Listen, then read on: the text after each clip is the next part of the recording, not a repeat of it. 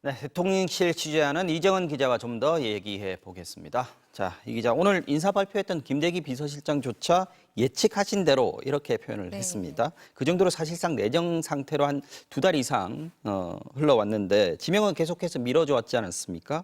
근데 오늘 이 시점에 지명 사실을 발표한 거 이건 어떻게 봐야 되겠습니까? 방통위가 최근 위원장이 공석 상태여서 그 직무대행 체제로 운영이 되어 왔는데요. 그렇죠. 이 기간 동안 수신료 분리징수나 KBS 이사 해임 같은 일들이 처리됐습니다. 네. 그러니까 임명이 된다면 이런 예민한 일들 이후에 이동관 후보가 방통위원장이 되는 건데 민주당이 탄핵 소추에 나설 빌미를 차단하기 위해서였다는 분석이 있습니다. 이동관 후보 입장에서는 부담을 좀 덜었군요. 그렇습니다. 그러니까 이상민 행정안전부 장관이 탄핵 소추되면서 그 심리 기간 동안 5개월 넘게 직무정지 상태였잖아요. 네네. 그런데 이제 최근에 이 장관 탄핵안이 9대 0으로 좀 기각이 됐고 네. 또 지금 수해 피해 상황도 수습 국면에 접어들었고 또 내년 총선을 앞두고 좀 본격적으로 국정 운영에 좀 장악력을 높일 때가 됐다. 이러는 판단에 오늘 지명한 것으로 보입니다. 네, 앞서 리포터에서도 봤지만 이 후보자 둘러싼 논란, 의혹들이 상당히 많았습니다. 이제는 돌파할 수 있다 이렇게 지금 대통령실을 보는 건가요?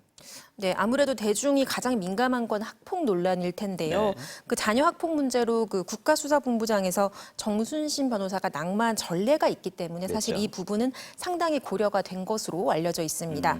그래서 이 후보를 지명하면 일시적으로 대통령 지지율이 좀 빠질 수 있다 이런 전망도 있거든요. 네. 그런데 이제 피해자 4명 중 1명이 사과와 화해가 이루어졌다 이렇게 해명을 했고 또 이거를 이 후보가 적극 강조하고 있습니다. 네. 또 이 상황에서 다른 피해자들이 이제 나서지 않고 있기 때문에 일단은 확산 가능성이 적은 걸로 판단을 하는 것 같습니다. 네. 하지만 언론 장악 논란 그리고 학폭 문제 야당이 주목을 하고 있고 또 인사청문회 과정에서 계속 문제 제기가 되면 여론이 또 어떻게 움직일지는 예단하기 어렵습니다.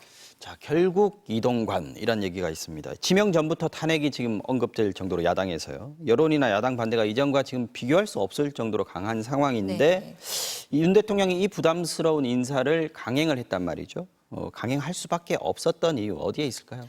그러니까 여권 측의 설명에 따르자면요. 네. 그쪽에서는 부정적인 이슈가 불거질 때마다 언론이 기울어져 있다 이런 표현을 해왔습니다. 그러니까 한일 관계라든지 후쿠시마 오염수 문제, 양평 고속도로 등등 비판 여론 때문에 좀 지지율이 출렁일 때마다 네. 이게 다 가짜 뉴스다, 괴담 때문이다, 언론의 공격 때문이다 이렇게 말을 해왔거든요. 그러니까 대통령실로서는 MB 청와대에서 그 홍보수석까지 역임을 했던 이동관 후보만큼 언론 지형이나 속성을 잘 파악하고 또 그 대응을 할 수 있는 네. 전략가가 없다 이런 판단을 하는 것 같습니다.